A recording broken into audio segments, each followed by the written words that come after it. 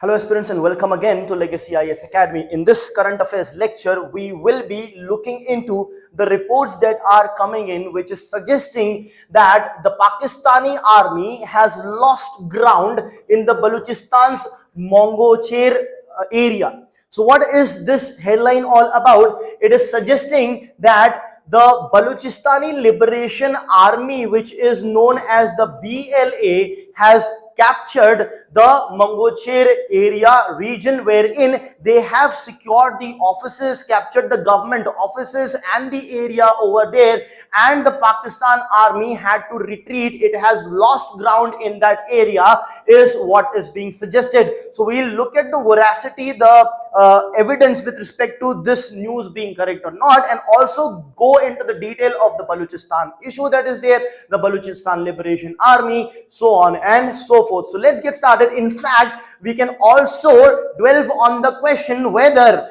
Balochistan is even a part of Pakistan or not. So let's get started with the news. So what's the news? The reports are talking about the Baloch rebels. The Baloch rebels under the Balochistan Liberation Army BLA has seized Mangocher, you can pronounce it as Mangocher city in the Kalat district of Balochistan. So these are certain images which are suggesting that. There have been videos that are circulating and suggesting that. So any independent news as such has not verified it, but a lot of news, videos, etc. are doing the round suggesting that this is happening. Now, of course, any random video you cannot suggest that that would actually be the case, but it is being taken seriously because there are issues in Balochistan which is going on, and a tussle is going on between the Pakistan army and the Balochistan Liberation Army. We'll go into more details of that.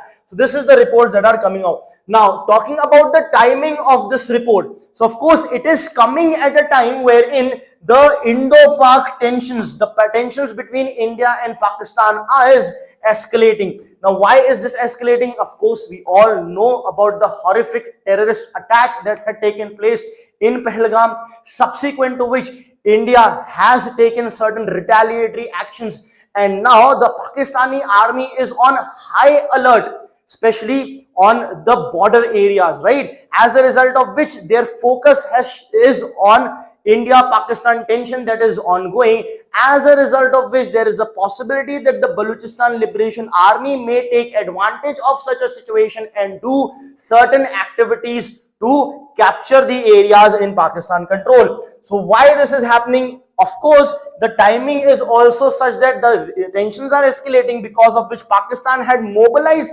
their troops majorly in the near the India-Pakistan border area, right? So that is one reason, so which can show the diversion of Pakistan army's attention, as a result of which taken advantage by the Balochistan Liberation Army, right?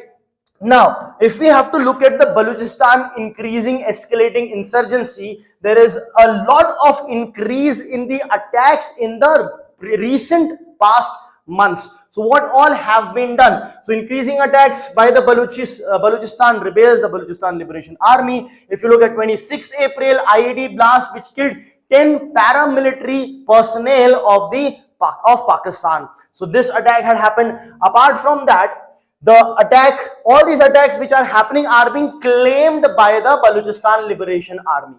That is one.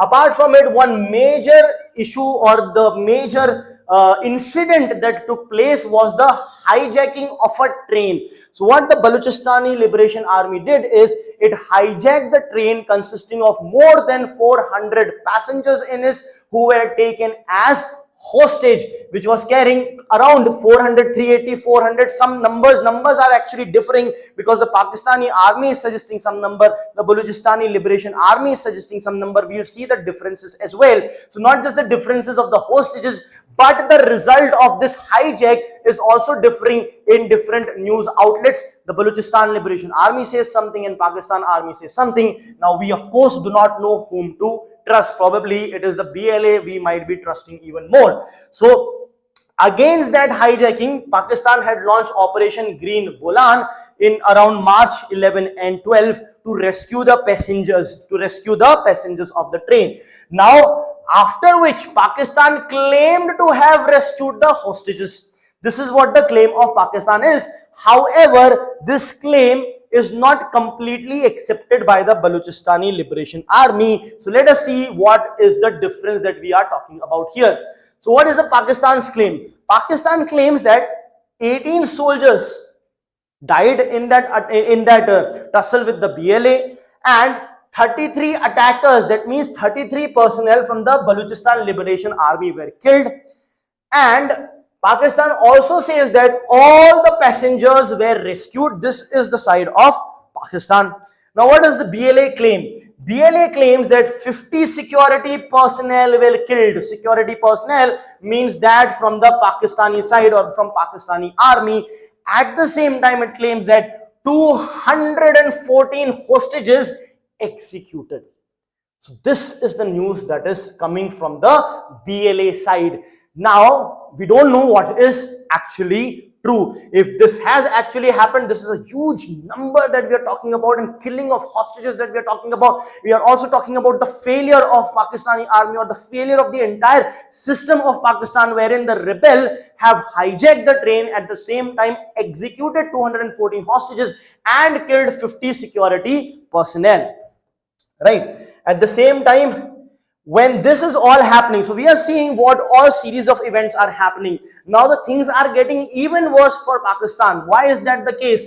If you talk about the border regional tension, so initially when the terrorist attack happened, the resistant front, which is an offshoot of LET, LET means Lashkar-e-Taiba, so the resistant front, which is an offshoot of the Lashkar-e-Taiba, actually claimed the responsibility of the terrorist attack in Pahalgam. That is what they did. But later on, afterwards, they started denying the same. So this also opens a lot of questions. First of all, so what all possibilities are here? Yes, it's possible that someone else has done it, but you want to take claim of it just for getting some popularity. That is the case. But, or you might have actually done it, and if you are taking the claim for that, you are taking the responsibility for that. The third thing is, you have done it, you are taking the claim, but later on, why would you deny it? If you are taking the responsibility, you are so bold and you are taking the responsibility, why would you deny? Is there a state pressure from Pakistan to deny it? Because if you are taking responsibility, you are clearly saying, because this terror outfit is having its breeding ground in Pakistan, as a result of which what is happening, India is responding. Now because of that, there is a high possibility, not high possibility, there it is certain that Pakistan is facing the heat, wherein leads to a high possibility that the state might have told them to deny it so as to calm down the situation a bit, because there's a lot of heat on Pakistan. So this can also to an extent indicate the state's involvement in these terror outfits. Whether or not they were directly given orders or not is a different thing altogether, but the involvement can be to an extent certain from this. And anyhow, we know that Pakistan gets a lot of funding to fight terrorism, and if it actually fights and eliminates it, the funding will stop. So there is another conflict of interest which, you know, sort of encourages Pakistan to continue breeding terrorism in order to keep the funding going ahead. So that is the conflicting situation, and that is what is sort of known to the entire world, what is happening in our neighboring country. Now, in addition to that, there is their Pakistani Army Chief General Asim Munir, whose posters you see here, the effigy, the posters are being burnt. Just prior to the Pahalgam attack, he had made a statement which was an anti-Hindu remark, wherein he claimed that we are different from Hindus. So he claimed that just few days before the Pahalgam attack, and then the Pahalgam attack happens, then the TRF takes the responsibility of it, right? And that's how the heat mounts on Pakistan. India retaliates, and now the TRF denies any claim it denies any claim that it had previously made. In addition to that, the Balochistan army is now coming ahead and starting their tussle, which is ongoing since the past few months, which is ongoing, which is further getting escalated. So this is the present situation. Pakistan finds itself in right now. So what are the strategic implications of this? So if you talk about the strategic implications, Balochistan, we know this issue is ongoing. It's not now, it's an old issue. So what is this issue all about? See, Balochistan wanted autonomy, wanted independence. So in 1948, Pakistan actually annexed Balochistan and made it a part of Pakistan by annexing Balochistan.